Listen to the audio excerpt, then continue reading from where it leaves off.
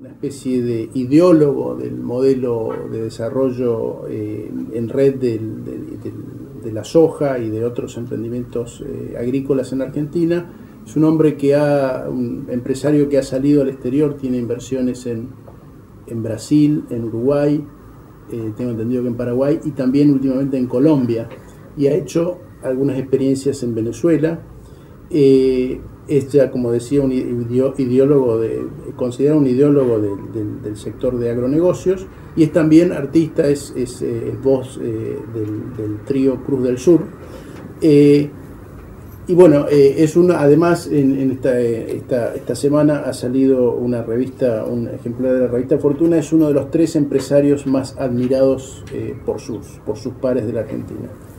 Nosotros somos en realidad, Los Grobo es una empresa, digamos, si hay que definirla clásicamente, es una proveedora de servicios. Proveedora de servicios, ¿por qué? Porque el campo es una actividad cada vez más consumidora de servicios, como la industria, ¿no es cierto? Antes, en el campo, mi abuelo hacía todo él, sembraba, iba al banco, pagaba, cobraba, decidía qué semilla utilizar. Hoy, todas esas tareas, por una cuestión del avance de la tecnología, requieren especialistas que hagan cada una de estas cosas. Entonces, cuando vos tenés que tener especialistas, tenés que tercerizar en proveedores. O sea, tenés hoy un proveedor que te asesora sobre cómo financiarte, tenés un proveedor que te diga qué tecnología utilizar, qué semilla, etcétera, etcétera. Entonces, nosotros lo que hacemos es ayudar al productor agropecuario proveyéndole determinados tipos de servicios. Servicios financieros, le financiamos parte de las inversiones que tiene que hacer, le damos servicios de logística, le damos servicio de gestión del riesgo, es decir, hoy el campo es una actividad de altísimo riesgo y se requieren herramientas para mitigar ese riesgo, servicio de transferencia tecnológica, digamos, porque la tecnología hace que haya productores más competitivos o menos competitivos, por lo tanto, más sustentables o menos sustentables. Bueno, entonces, Los Grobo básicamente en un 60% es proveedora de ese tipo de servicios. Servicios que se lo damos a productores pequeños, medianos y grandes. El 80% de mis clientes son pequeños productores, 20% son grandes productores. Bien, esa es una actividad. Además de esa actividad, Los Grobo lo que realizan es agricultura a través de un sistema de contratos, es decir, no tenemos tierra propia, lo que hacemos es alquilar. Y ese negocio está integrado al de los servicios, porque esa producción que hacemos nosotros la hacemos con sociedades, con contratistas, con dueños de tierra y demás. Entonces hemos creado una especie de gran red de vínculos asociativos entre productores, dueños de la tierra, contratistas, proveedores de insumos, proveedores de servicios, y vinculamos todos esos en lo que nosotros llamamos una organización en red, que finalmente da como resultado un grano, digamos, el grano de soja, el grano de maíz, el grano de trigo, que se exporta o se vende al consumo interno. Y una parte de eso, que en el caso de trigo, lo industrializamos. Nosotros tenemos molinos harineros que nos permite industrializar, transformar ese trigo en harina y después vendérsela a las panaderías y demás. Y a partir del mes que viene estamos inaugurando una fábrica de pasta, es decir, que vamos a llegar a la góndola con pastas que vienen integradas desde la producción, el procesamiento y demás. Con marca propia. Con una marca propia, sí, exactamente. Entonces, es una empresa cuyo modelo de negocios es la integración vertical. Estamos en distintas partes, nos consideramos que coordinamos esos procesos dentro de la cadena de valor. Esa coordinación hace el proceso más eficiente y por lo tanto más competitivo. Se agrega más valor, se incorpora más gente. Y es una forma, digamos, como dijo una vez un profesor en Estados Unidos, es el toyotismo aplicado a la agricultura, ¿no es cierto? Toyota fabrica los motores en Alemania, la cubierta acá y demás, y finalmente las arma en algún lugar. Bueno, nosotros tenemos ese rol del armado, de coordinar, de definir estrategia y demás. Esa es un poco la idea. ¿Cuántas hectáreas al final del camino estás sembrando por año? Nosotros sembramos con administración de Los Grobo 280.000 hectáreas y proveemos servicios a productores que en general siembran 1 millón de hectáreas. Esos son más o menos unos 5.000 productores que siembran esa cantidad de hectáreas, ese millón de hectáreas. Y nos prestan servicios a nosotros unos 4.000 pymes proveedoras de servicios. Es decir, que entre las pymes proveedoras y los productores, que también son pymes, hay unas 10.000 pymes casi que están involucradas en esta organización. ¿Y cuántas hectáreas propias cultivan? No, los Globo no tienen hectáreas propias. Nada, Nosotros, cero. nuestro modelo es 0 hectárea propia. Sí, sí. Individualmente yo tengo hectáreas, mis hermanas tienen hectáreas y tengo socios en Brasil que también tienen, pero eso es una cosa individual, es decir, es donde cada uno administra sus cosas particulares, pero la compañía no tiene hectáreas propias. ¿Y la facturación anual del Grupo Los Globos? La facturación más o menos son 900 millones de dólares en toda la región, ¿no? En todos los países, digamos, sí. de los cuales en la Argentina... Y en la Argentina hoy debe ser un 40-45% de eso. Hay un 40% que es Brasil y habrá un 15% que es Uruguay. Y la operación de Paraguay es muy pequeña. No tenemos operaciones todavía en Colombia. Ah, pero yo tenía entendido que estaban yendo a Colombia. No. Conocí al presidente Santos, conocí al presidente Uribe, digamos, hay mucho interés por parte del Estado, del gobierno de Colombia de que invertamos ahí, pero todavía no tomamos la decisión. ¿Es una zona que sirve para soja? Sí. Es una de las fronteras futuras de soja, sí, sin duda. ¿Va a sojizar Colombia ahora entonces? Ahora, como te decía antes, yo tengo una relación personal con la gente del monte. Sí. He vivido en el monte y demás. Y he visto también cómo en lugares como Santiago, como Formosa, pasan cosas que no son muy agradables. La forma en que esta gente es desplazada. Sí. La forma en que aparecen papeles falsos, 2 o 3 títulos de superpuestos en Santiago. Al final del camino aparece un campo vacío donde aparece un sojero que siembra soja. Pero el costo que tuvo social, humano, a veces es muy alto. Sí. ¿Qué se puede hacer para paliar esa situación? Sí, yo no tengo una experiencia directa ni en noreste ni en noroeste. O sea, nosotros no tenemos actividad ahí y no tengo la vivencia, digamos, de lo que puede ser. Entonces te voy a decir todos supuestos. Seguramente vos tenés más conocimiento en el territorio y demás. Yo lo que creo que el Estado debe determinar lo que nosotros llamamos una especie de ordenamiento territorial, es decir, qué se puede hacer y qué no se puede hacer, y dónde se puede hacer y dónde no se puede hacer. Y una vez definido ese ordenamiento territorial, crear las reglas de juego para que la gente interactúe. Me parece que esa falta de Estado que hemos tenido durante muchos años presente en este tipo de cosas ha llevado a este tipo de guerras internas entre productores, comunidades originarias y demás, que no debería haber sido, porque yo creo que poniéndonos de acuerdo o poniéndose de acuerdo se podría haber generado un círculo virtuoso, digamos, de creación de valor, de creación de trabajo y demás, que finalmente no se lograron ninguna de las dos cosas y se generó una puja interna, ¿no es cierto? Pero ahora está la ley de bosques que ha, digamos, generado un impasse. Yo sé que todavía se sigue desmontando por lo que me dicen, pero por lo menos ha disminuido la tasa de desmonte.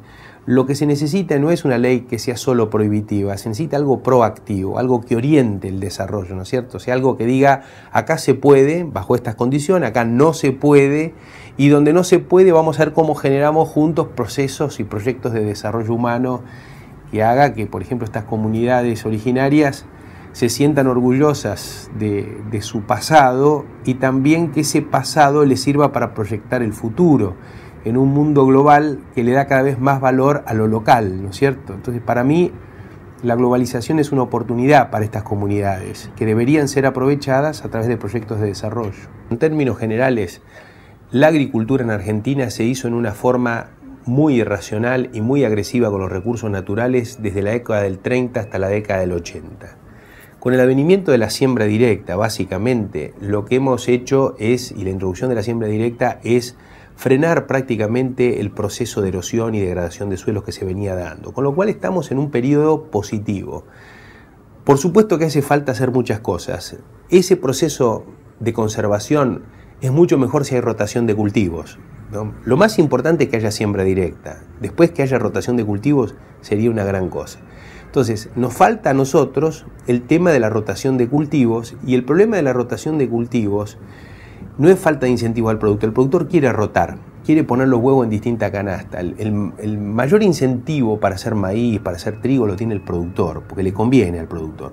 Lo que pasa es que ha habido políticas públicas que fueron en contra de eso y a favor de la soja, queriendo o sin querer, digamos, pero la realidad es que la sojización es una respuesta a políticas de Estado que se dieron con incentivos al revés. Si vos no podés exportar maíz, no podés exportar trigo, lo que haces es achicar, digamos, la torta del trigo y del maíz, y por lo tanto se siembra menos y se impone la otra alternativa, la opción que tenés, que es lo que permite al productor mantenerse vivo, ¿no es cierto? Entonces, ¿hace falta rotación? Sí, hace falta rotación. Esas rotaciones no son problemas de incentivos a los productores, sino son temas de políticas de Estado que hay que reactivarlas para ponerlas a favor de eso. Y hay algunas otras cuestiones, por ejemplo, los contratos en Argentina se hacen por un año. Si nosotros tuviésemos contratos de largo plazo, por 3 años, por 5 años, evidentemente habría mucho más estímulo a hacer rotaciones. Entonces, ahí hay otra cosa del Estado. Siempre vuelvo al Estado, porque para mí el Estado es el quien tiene que poner las reglas, los límites, tiene que facilitar los procesos y demás. Y en general el Estado argentino ha sido y es todavía un Estado muy ausente en términos de políticas públicas vinculado con los agronegocios. Entonces, si hacemos todo eso junto, yo creo que estamos con una buena cosa. Ahora, los grupos que alquilamos, paradójicamente, tenemos una mayor conciencia de la conservación muchas veces que los mismos propietarios. La siembra directa, por ejemplo, se implementó gracias a estos grupos que alquilamos y no a los propietarios. Inclusive para la siembra directa hubo una reacción en contra muy grande de propietarios y fundamentalmente de pequeños productores. Y había también grandes productores que no querían la siembra directa porque no la veían y demás.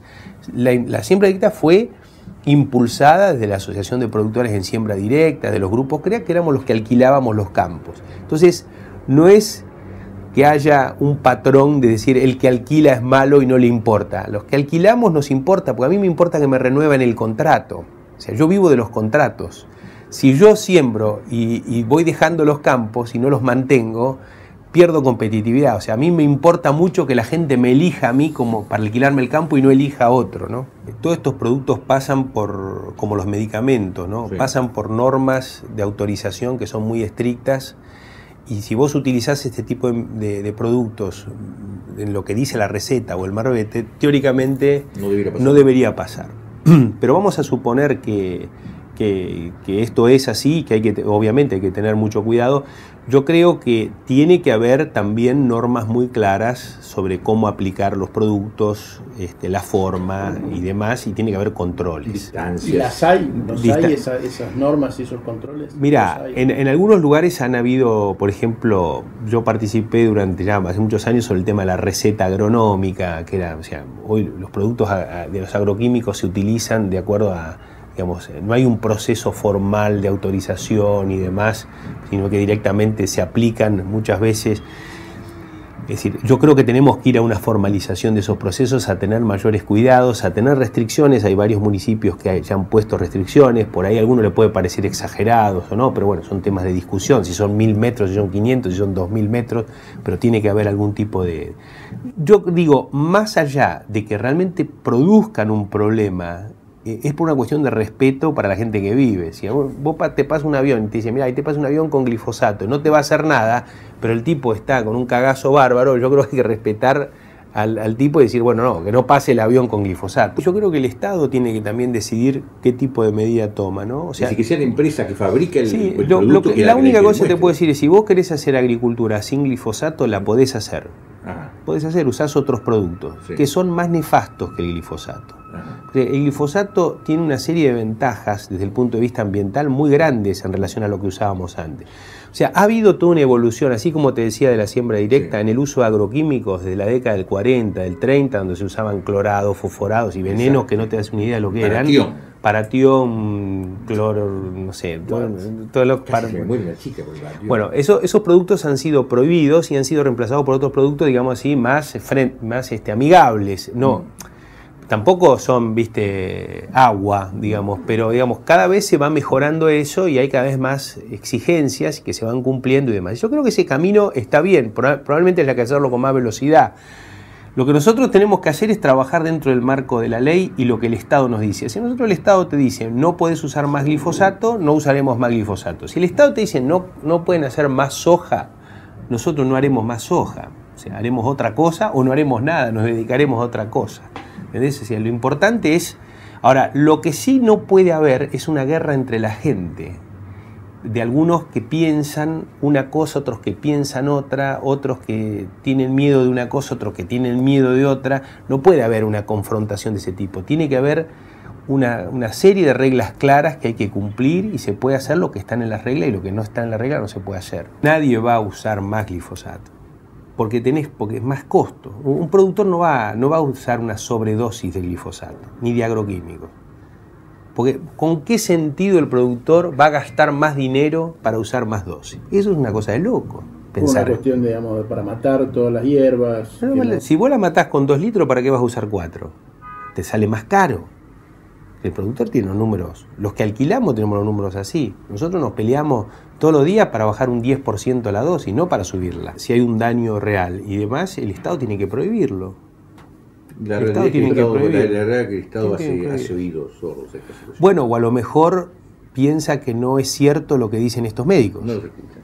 La realidad por ¿Y cuál es tu posición? No, yo creo que hay que escucharlos, hay que hacer las pruebas que hay que hacer, hay que estar juntos, el proceso colectivo nuevamente, digamos, el que te hace una denuncia que tuvo un problema, hay que investigar realmente si el problema fue, para que la gente quede tranquila de que o no fue lo que ellos pensaban, o que si fue lo que ellos pensaban, se están tomando medidas para resolver el problema. O encontrar qué pasa, porque si o encontrar qué pasa. El cáncer en un pueblo, por algo. Claro, a lo mejor hay otra cosa, no sé, a lo mejor viven al lado de un basural y lo que le produce el cáncer o el problema es el basural, o toman agua contaminada y el problema es el agua contaminada, no el glifosato. Sí. ¿Entendés lo que te digo? Primero, sé que existen estas cuestiones, viajo permanentemente para estar cerca de mucha gente que tiene este tipo de temas, hablo con científicos, o leo lo que dicen los científicos y no hay, desde el punto de vista de las cosas que me llegan a mí, evidencias de que eso sea, más vale que las evidencias son al revés, es decir, hay gente que tiene problemas, pero los problemas no vienen de glifosato, sino de que viven en condiciones paupérrimas en muchos casos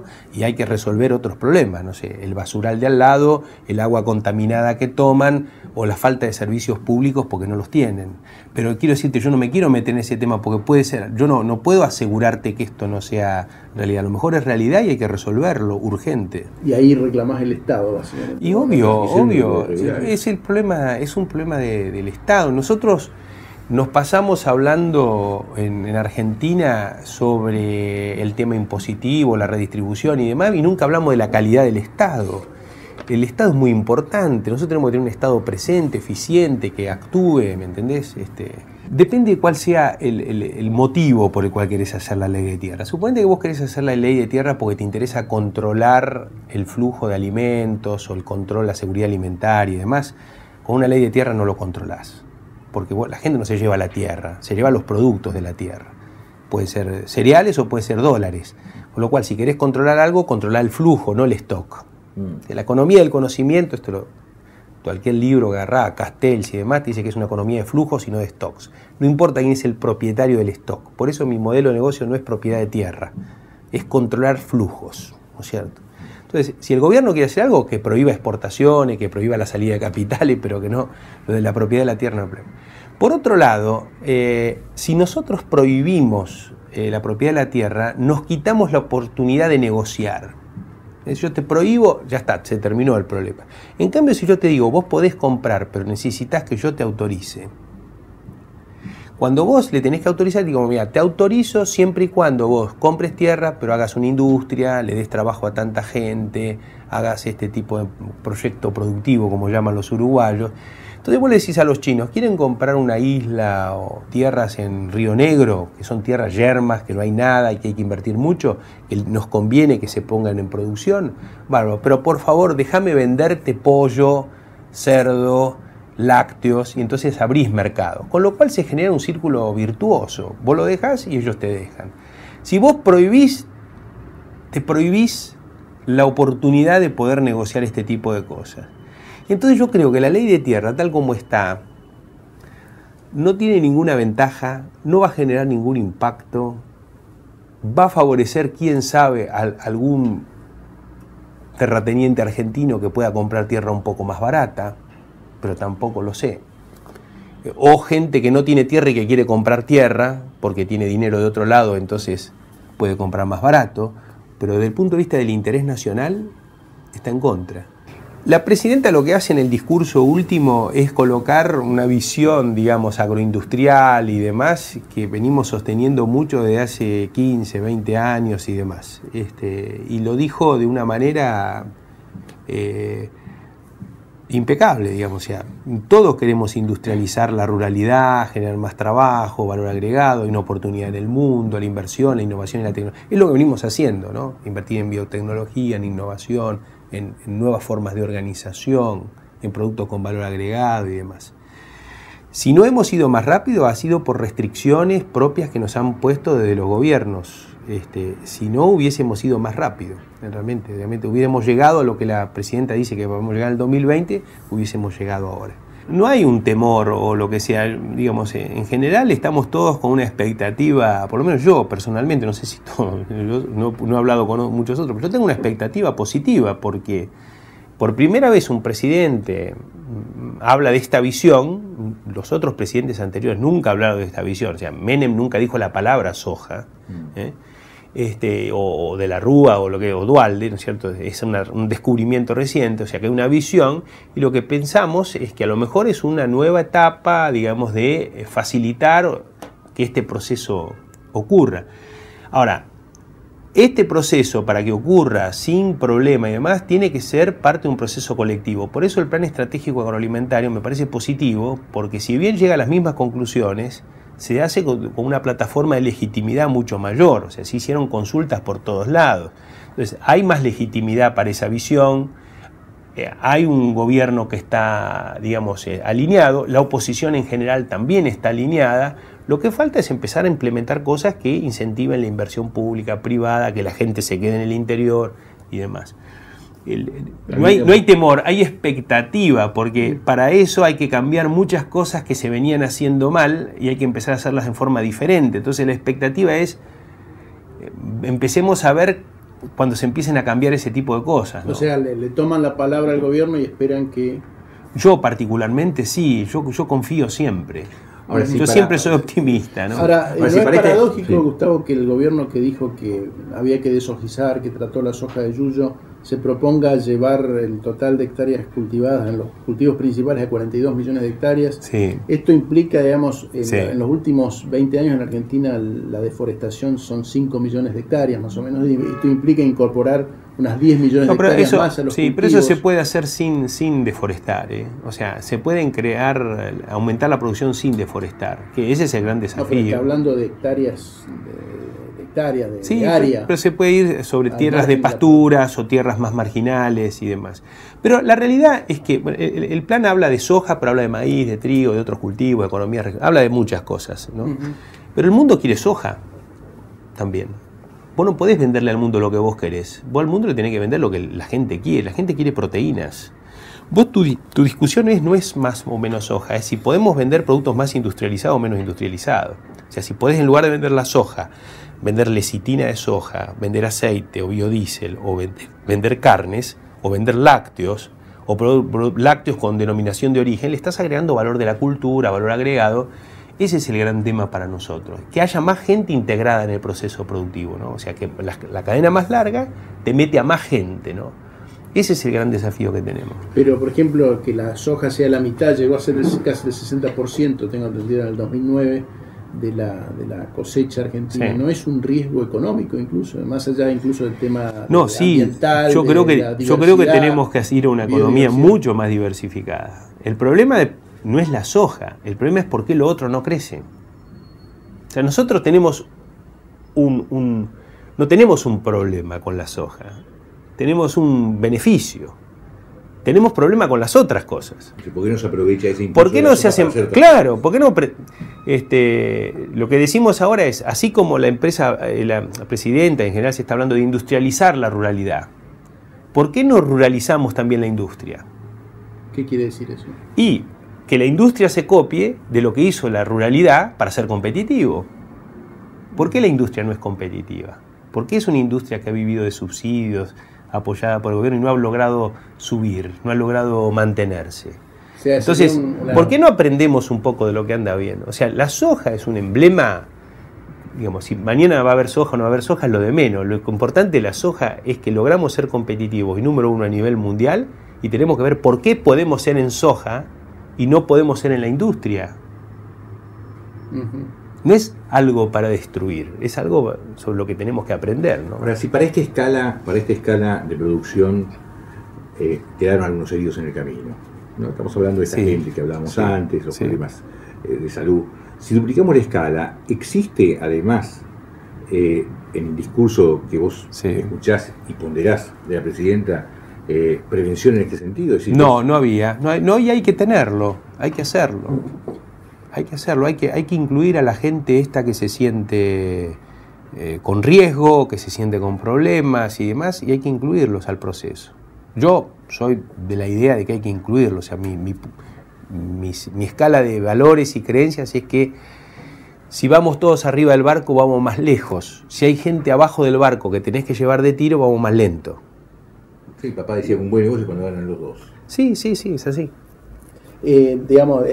Una crítica al presidente de la Federación Agraria y del movimiento, por ejemplo, acá veo una declaración de Diego Montón del Movimiento Nacional Campesino Indígena, es que el plan no incluye, parecería que no tiene en cuenta a los pequeños productores. Porque, sin embargo, el plan estratégico tuvo mucha participación de pequeños productores. Yo creo, no participé, de la cocina ni nada, pero por lo que me dicen, es un plan donde participó mucha gente, muchos pequeños productores, el movimiento cooperativo, gente de la campo y demás, que a muchos representan pequeños productores.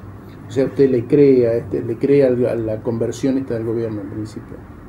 Yo siempre creo, y déjame decirte otra cosa más, que no me lo preguntaron, pero si me dejan decirlo. Sí. El proceso que vos me decís que yo soy el ideólogo, que no soy el ideólogo, pero no importa, es un proceso que es una revolución agraria, que es una reforma agraria lo que hicimos los últimos 20 años, que la izquierda tiene que entender que hicimos la revolución agraria que no se pudo hacer antes.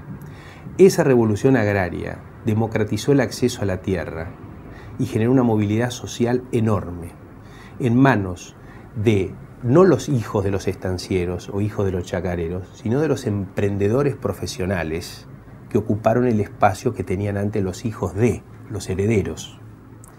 O sea, lo que tenemos que ver es que acá ha habido un movimiento fabuloso. Después le pusieron nombre pool, pero el pool, porque hay algunos tipos que reciben guita de afuera, pero en realidad el pool, la esencia del pool y la mayoría del pool no son esos tipos que reciben, es el inversor local, el peluquero del pueblo, con un contratista, con un ingeniero que es un entrepreneur y que tiene buenas ideas, que se asociaron de una manera moderna, formando una red y generaron un proceso productivo. Esa es la burguesía nacional, que hoy para mí no es más burguesía nacional, sino es el emprendedor global que reemplaza a la burguesía nacional. Entonces, la izquierda, esta es una causa de la izquierda. No es algo que tenemos que combatir, es algo que tenemos que implementar mejor. La nueva ruralidad no son los estancieros o los chacareros que están representados por la mesa de enlace. La nueva ruralidad son los emprendedores globales egresados de las universidades. Como empresario, que vos estás acá en este podio, que elaboraron en base a una encuesta, ¿cómo te sentís respecto de un lado a un gran lobista, que es el representante de los industriales como de Mendiguren, y un Biolcati que tiene tal vez la lengua más larga que las ideas, que representa a la sociedad rural? No, yo no. A ver. La sociedad genera instituciones. Algunas instituciones son conservadoras y están para mantener. Yo creo que las instituciones en la sociedad tienen un rol innovador, no conservador. Uno es conservador en el matrimonio, más o menos. Uno es conservador en la empresa, si querés, pero en las instituciones tienen que ser algo que impacten sobre la sociedad. Yo creo que las instituciones y fuertemente la sociedad civil es el nuevo lugar del poder de donde hay la sociedad, no son los partidos políticos y demás. Y para mí es muy importante crear nuevos tipos de asociaciones que no son las tradicionales. Son asociaciones en red, transversales, integradas, gente diversa y demás. De eso trabajo, yo creé las asociaciones por cadena y trabajo en crear una nueva institucionalidad.